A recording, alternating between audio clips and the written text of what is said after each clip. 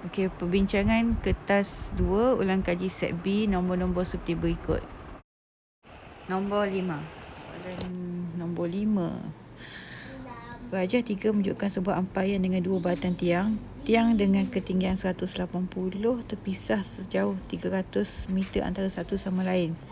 So ni 300 maksudnya sebelah sini 150, sebelah sini 150. Okey. Ketinggian tali tengah-tengah antara tiang itu adalah 130 dari tanah. So maksudnya tinggi ni adalah 130.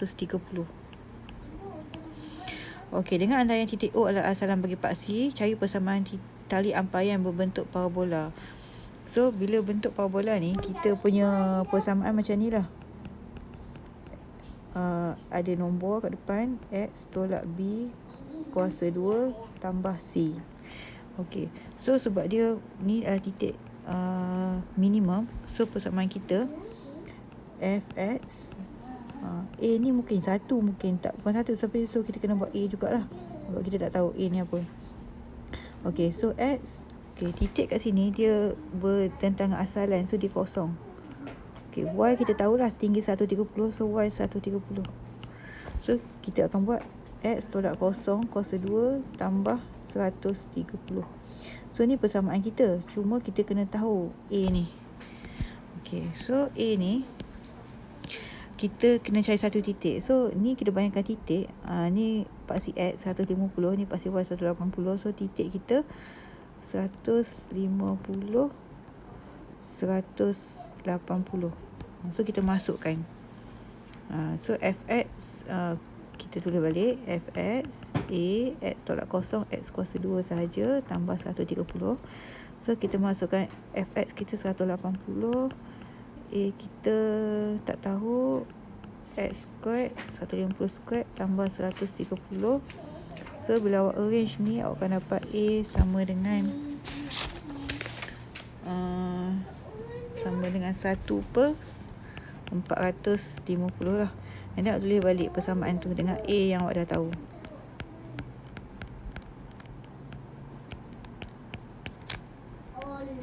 Okey, so yang ni A lah. Okey, ni untuk soalan A. Okey, untuk soalan B, dia kata t-shirt hang, selai baju digantung pada ampaian itu pada titik P. So dia gantung baju kat sini. Dia gantung baju kat sini. Lepas tu dia kata ketinggian keseluruhan baju adalah 1.25 meter. Okey, ketinggian baju tu 1.25. Dan jaraknya pada tiang B adalah 1 meter. Okey, jarak ni 1 meter. Sebab dia guna dalam cm, ni kan 150 dalam cm. So cikgu bulan cm juga, ni 100 cm lah.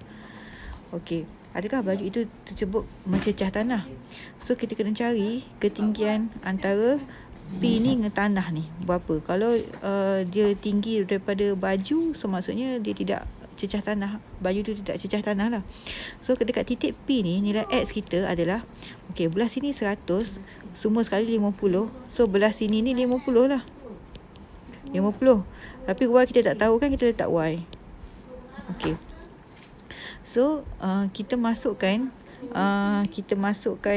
50 Y ni dalam persamaan kita ni. Okey, so kita masuk Fx kita Y, X kita adalah 50. Okey, kita akan dapat nilai Y kita, kalau kira dapat 1.36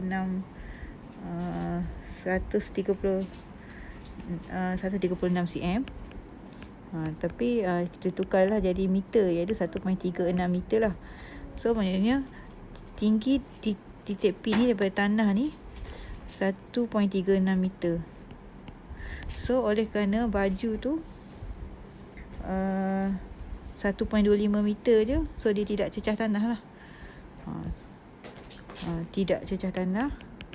Kita boleh jawab tidak cecah tanah. Baju tidak cecah tanah kerana tinggi baju lebih kecil pada tinggi P.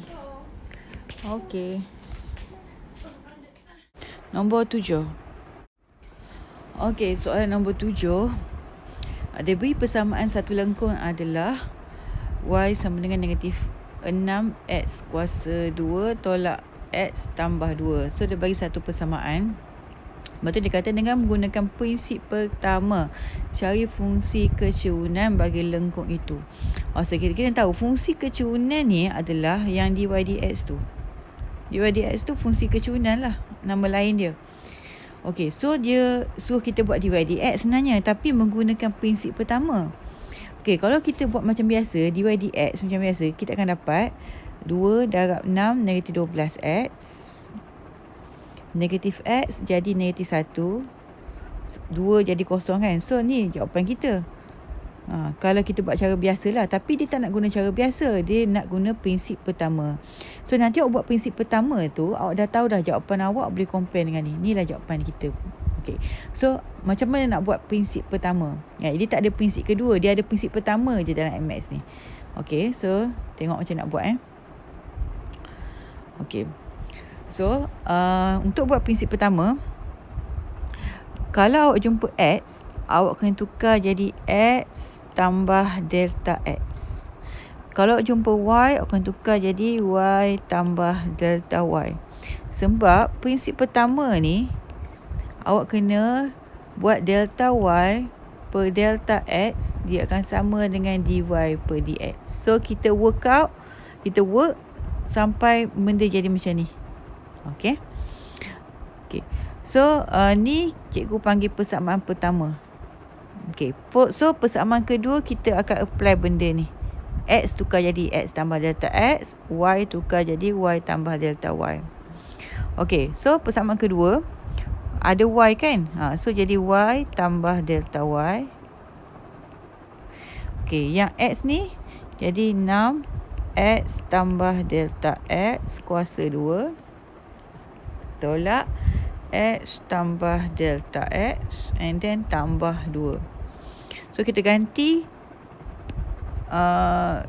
x dengan x tambah delta x, y dengan y tambah delta y. Okay, kita namakan ni persamaan nombor 2. Okay, step seterusnya kita kena ambil persamaan 2, kita tolak dengan persamaan 1.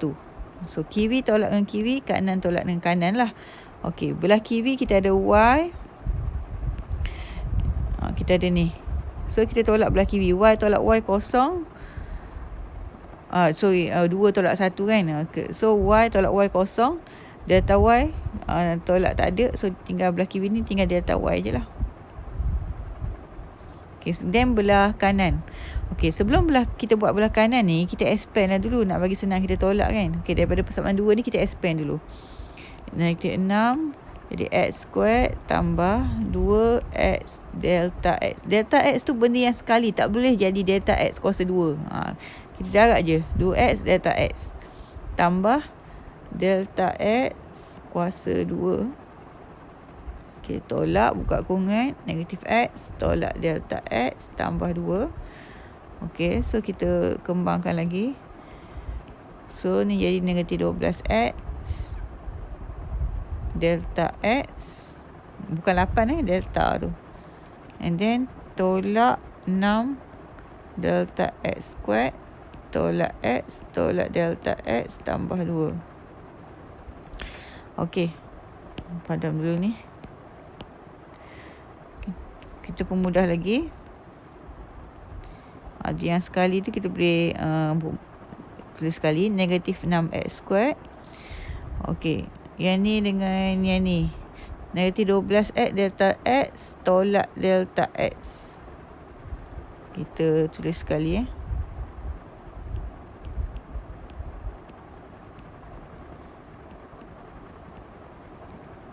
Lepas tu tolak 6 delta x squared tolak x tambah 2. Okay, sekarang ni kita tolak belah kiri dah tolak.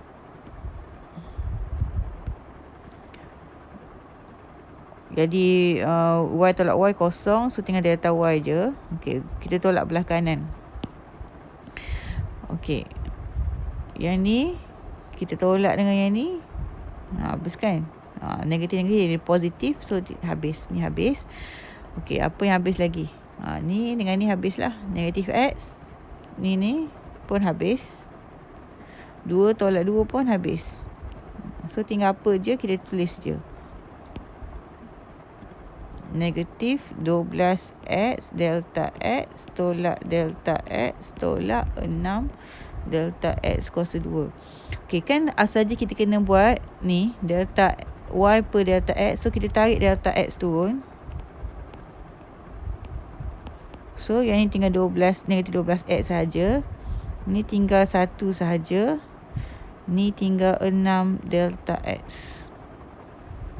Okey, dalam kes ni kita ikut cara buat dia. Delta x ni kita kena letakkan menghampiri kosong. So mana-mana kita jumpa delta x, lepas kita pemudahkan tadi, kita kena letak dia kosong.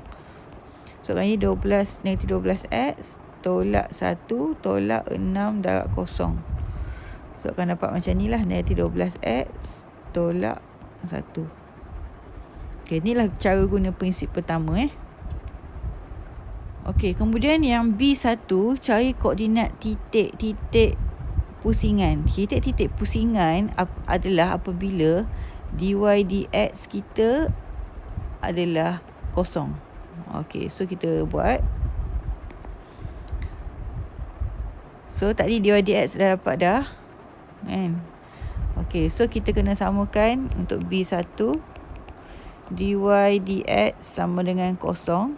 So nanti 12x tolak 1 sama dengan kosong. So nanti 1 sama dengan 12x. X sama dengan nanti 1 per 12. Okey. So awak kena ambil x masuk dalam y. Pakai persamaan atas sekali itulah. Pakai persamaan ni. Negatif 6x squared tolak x tambah 2. So, masukkan x sebagai negatif 1 per 12. And then, kita kira lah.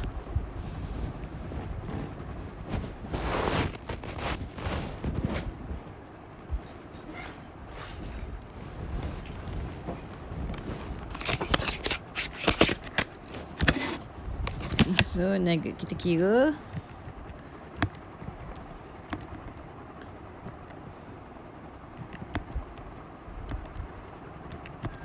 So akan dapat 49 per 24.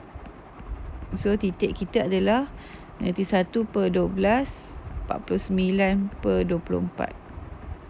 Okey, B2, seterusnya tentukan sama ada setiap titik pusingan itu adalah maksimum atau minimum. Tadi kita dah kira, kita dapat negatif 1 per 12 dengan 49 per 24 kan. Satu titik je kita dapat. Ada kala-kala kita dapat 2 titik, tapi dalam kes ni 1 titik saja. Okey, mana nak tahu titik ni adalah maksimum atau minimum? Kita tengok graf kan. Kalau graf kita senyum, dia minimum. Kalau graf dia masam, dia maksimum. Nak tengok graf, kita tengok dekat persamaan. Ni persamaan kita dah ada. A kita adalah negatif. Kalau slope A negatif, dia maksimum. So A positif, dia minimum. So jawapan kita titik ini adalah maksimum, titik maksimum kerana A kecil daripada kosong, which is A ni sama dengan negatif 6. Tak payah kira sebab dah ada dah atas tu A negatif 6. Okey, soalan 7C. Point P, titik P terletak pada lengkung. Tentu cari persamaan tangen bagi lengkung tersebut pada titik P. Okey, persamaan tangen adalah dy dx. Kecerunan tangen. Kecerunan tangen adalah dy dx. Okey, dy dx kita dapat tadi adalah negatif 12x. Negatif 12x. So, negatif 12x tolak 1 kan. Okey. So, kecerunan tangen pada titik ni, kita letak x kita sebagai 1 lah. So, apa kita buat? Negatif 12 darab 1 tolak 1. So, sama dengan negatif 13. So, kita pakailah rumus y mx tambah c. Y kita negatif 5. M kita negatif 13. X kita 1 tambah c. So C sama dengan negatif 5 tambah 13. So C sini sama dengan 8. So tulis balik, Y sama dengan negatif 13X tambah 8. Okay, itulah kecuinan tangent. Nombor 9. Okay, nombor 9. Okay, nombor 9 soalan graf. Okay, bila soalan graf, pertama sekali kita kena tukar persamaan ni kepada apa yang dia nak, iaitu plot Y punca kuasa X melawan X. So, depan Y ni dia kena darab dengan punca kuasa X. So, kita darab semua elemen dengan punca kuasa X. So, apa terjadi?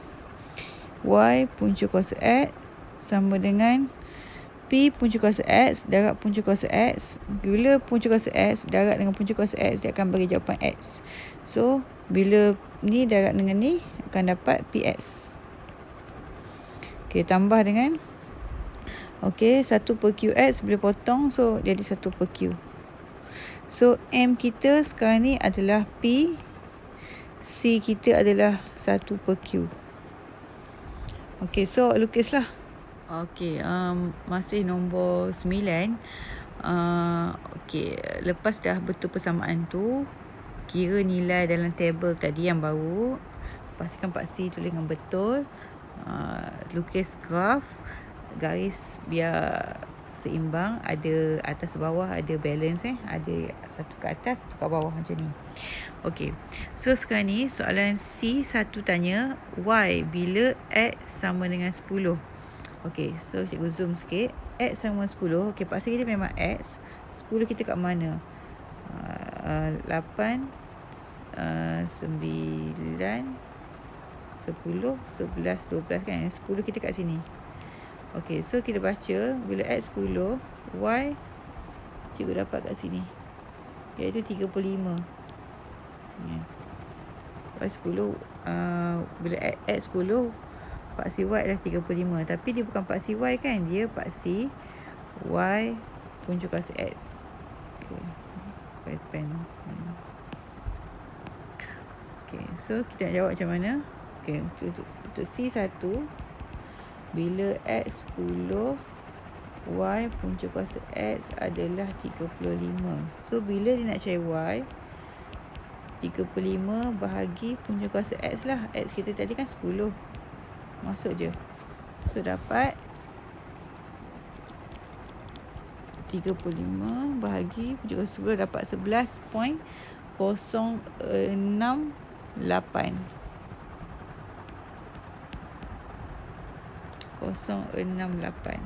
Okey, itu C1 lah. Okey, so C2 nak cari P. P kita tadi tu adalah kecuinan kan. Okey, cikgu tulis balik persamaan dia macam ni tadi kan. Cikgu dah tunjuk tadi. Macam yang dapat P tu kecuinan. Okey, kecuinan ambil dah titik mana. Kalau cikgu kira, cikgu dapat dalam 2.5 P tu.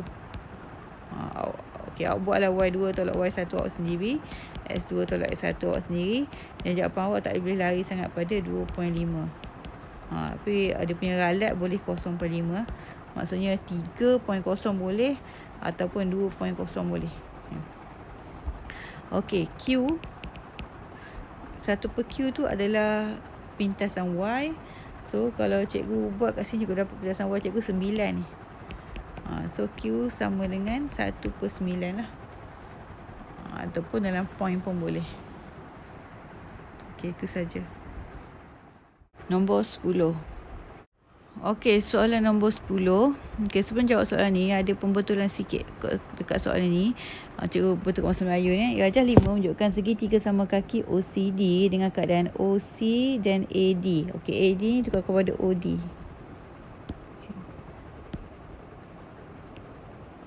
Ni OD.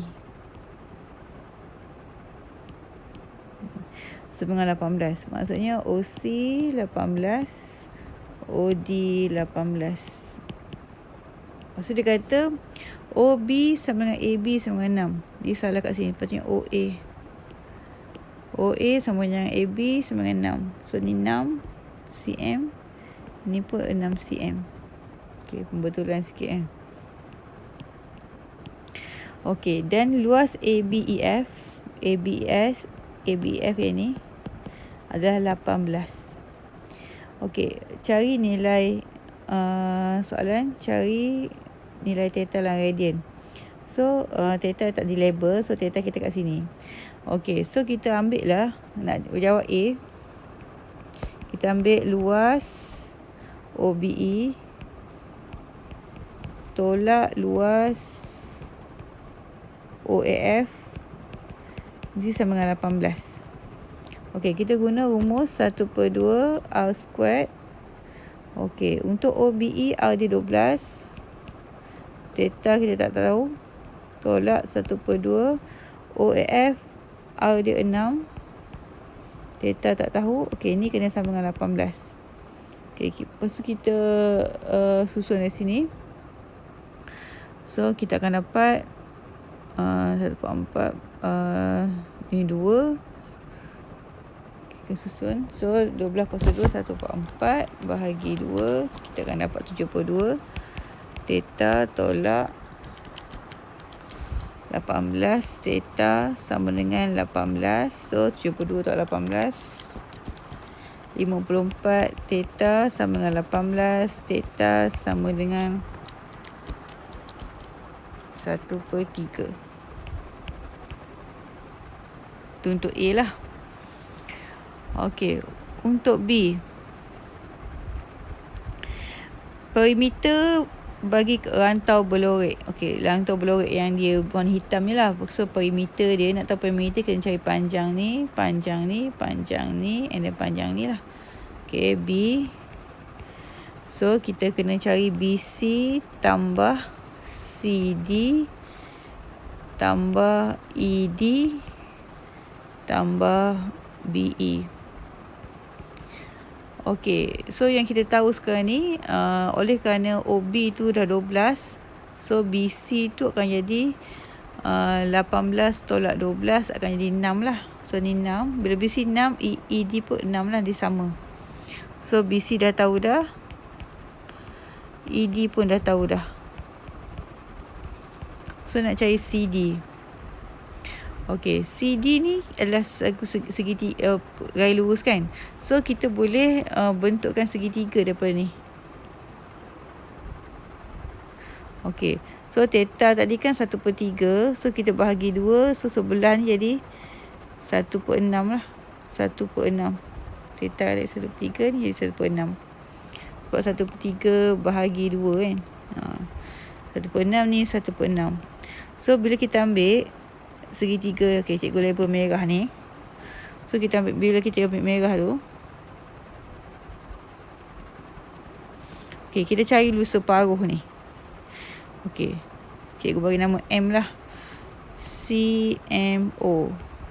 Okey, ni segitiga tegak lah sebab kita garis lurus. So CO tadi 18. So ni adalah 1/6 radian. So 1/6 radian ni kita tukar pada degree, iaitu 1 bahagi 6. So bahagi dengan 3.142 darab dengan 180, kita akan dapat 9.548.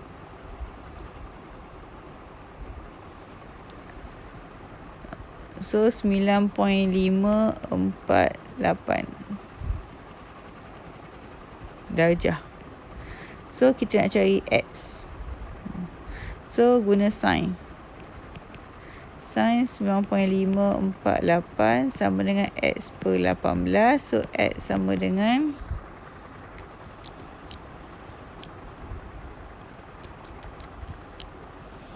2.985. Tapi kita nak CD 2 kali lah X. Ni X kan, CD 2 kali. So darab dengan 2 lah. So dapat 5.971. Sorry. Okay. So ni akan dapat CD 5.9715. Okey, so CD dah tahu. So kita boleh tulis 6 tambah 5.9715 tambah 6 tambah BE. BE kita tak tahu. So cari BE pula. So BE adalah kita guna rumus S sama dengan R theta. So untuk BE R kita 12, theta kita adalah 2/3 1/3 tadi. So sama dengan 4. So BE 4. So kita tambah je lah semua ni. So akan jadi tambah 4 tambah, so akan dapat 21.9715. Untuk perimeter lah, cm. So untuk soalan C, area of shaded region. Okay, area warna hitam tu yang awal-awal tu lah. Okay, nak buat area of shaded region ni, nak cari shaded region, kita kena ambil keseluruhan. So keseluruhan adalah segitiga. Luas segitiga OCD, kita kena tolak dengan luas sektor OBE. Okay, luas segitiga OCD, kita boleh pakai rumus 1/2 AB. A kita 18, B kita pun 18, sin theta. Sin theta kita tadi 1/3 kan. Kita dah cari tadi untuk 1/6 radian, berapa darjah dia. So bila 1/3, dua kali ganda lah. So 9.548 kita darab dengan 2. So dapat 19.096.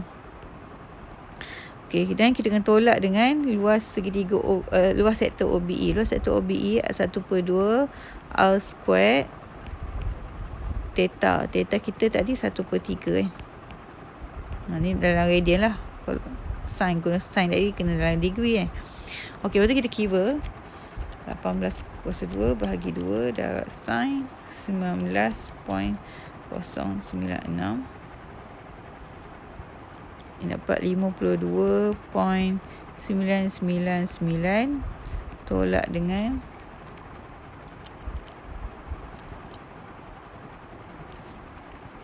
24. So kita akan dapat 28.999. Okay. Dia bergantung pada berapa tempat kita ambil perpuluhan tadi. Dapat macam ni pun okey dah. Dapat 29 pun okey dah. Okay. Nombor 13. Okey, soalan nombor 13. Rajah 6 menunjukkan sebuah piramid dengan sapat segitiga diletakkan di atas satah mengufuk. Puncak V berada tegak di atas P. Maksudnya ni straight line. Straight line. Degree PQR adalah 40. PQ adalah 12.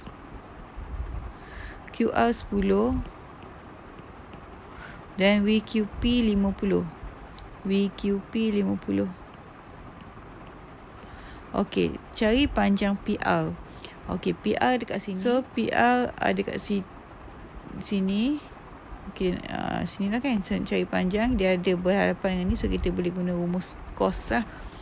So PR. So PR kuasa 2 sama dengan 12 kuasa 2 tambah 10 kuasa 2 tolak 2, 12, 10 cos 40.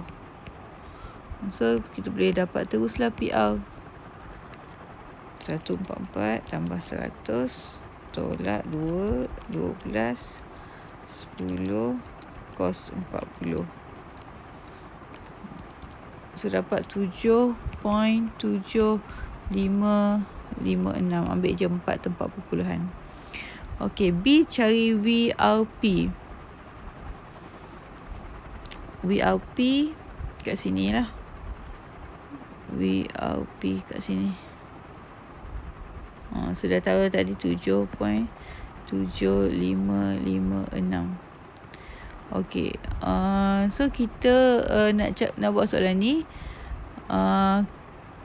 Kita kena cari dulu panjang VP ni. Okey. Okey, kita tahu kan V ni dia straight line daripada P. Walaupun nampak macam sengit, dia kata dia straight line. So ni 90. Maknanya segitiga VQP ni adalah segitiga tegak. VQP VQP ni segitiga tegak. Sin kita tahu kat sini 50. Dan kita tahu kat sini 12 PQ. So kita boleh cari VP dulu menggunakan rumus Soh Cahtua tu kan. Okay. So hadapan dengan belah, so kita guna tangent lah. So tangent 50 sama dengan VP per 12. So VP sama dengan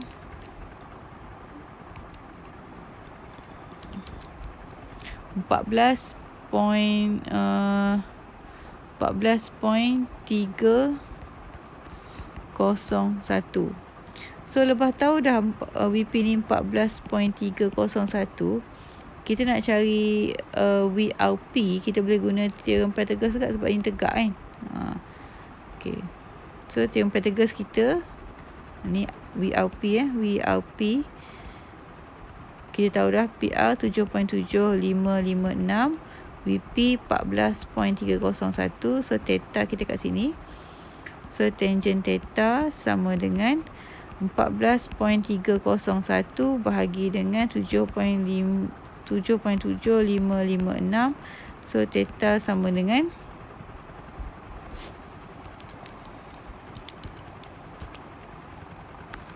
0.7556. So akan dapat 61.53 sudut BRP. Okey, kemudian soalan C nak cari angle between VQP dan VRP. VQP dan VRP.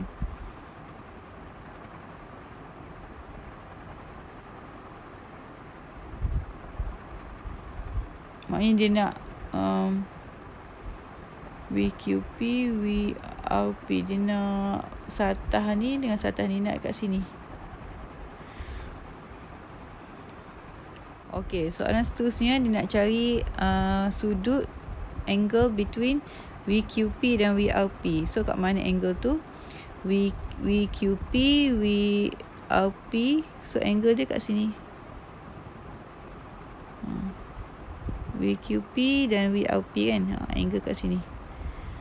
So kat sini kita ada pasangan kat depan ni lah. Kita tengok pasangan So C sin QPR per dengan 10 sama dengan sin 40 per dengan 7.7556. So sudut QPR sama dengan, so kita check calculator lah, 10 sin 40 bahagi 7.7556. So shift sign, answer 55.97 ataupun 55.98. To C. Okey, kemudian D. Soalan D dia nak cari area of triangle VQR, luas segitiga VQR. So VQR mana ni? So nak cari luas segitiga, kita at least kena tahu 2 sisi dan 1 sudut. Okey, kita cari dulu panjang VQ dan kita cari dulu panjang VR. Baru boleh kita cari sudut dia. So macam kita cakap tadi, VQP ni adalah segitiga tegak.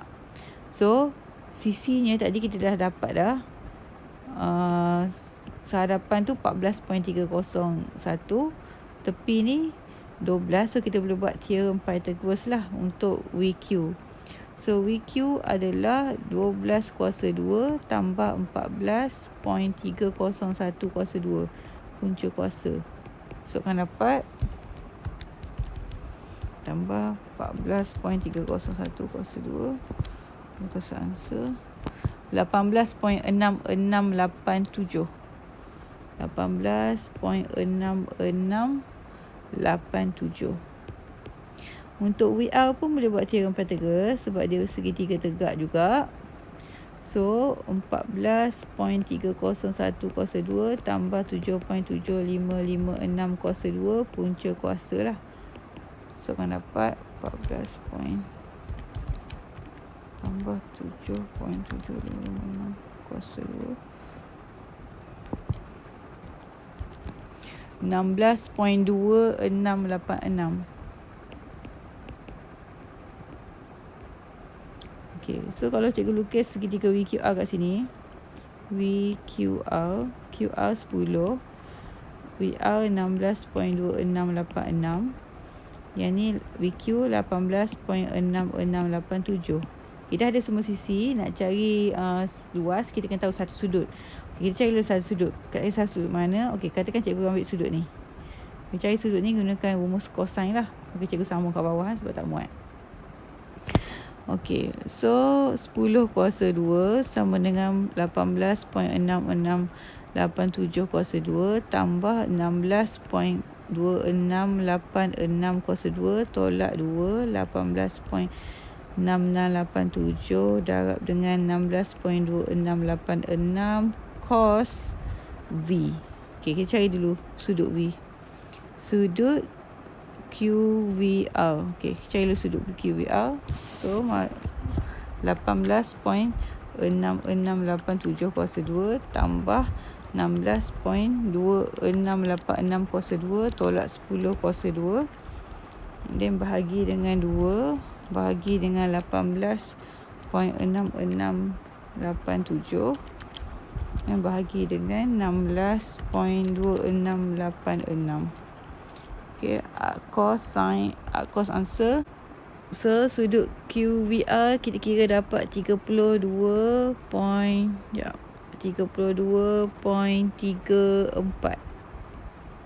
darjah. Lepas tu barulah kita boleh cari luas. Luas VQR adalah 1/2 AB 18.6687. B kita 16.2686. So sin 32.34. Okay, kita kira lah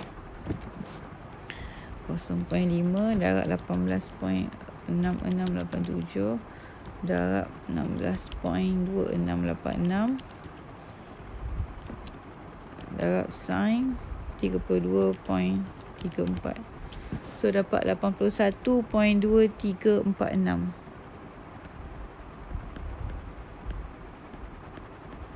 Okey, saja soalan nombor 13. Nombor 14. Okey, soalan nombor 14. Sekarang penjual buah menjual lansat dan duku. Dia menjual X buah lansat, X buah lansat dan Y buah duku. Y buah duku. Okey, harga bagi sekilo lansat adalah RM4 dan harga bagi sekilo duku adalah RM5. Jumlah jualan sehari keseluruhannya RM300. Dia menjual sebelebihnya 60 kg lansat dan kurang 50 kg buah duku. Tulis 3 ketaksamaan. So kita ada persamaan harga jumlah jualan. So kita boleh, yang pertama adalah 4X untuk lansat dan 5Y untuk duku.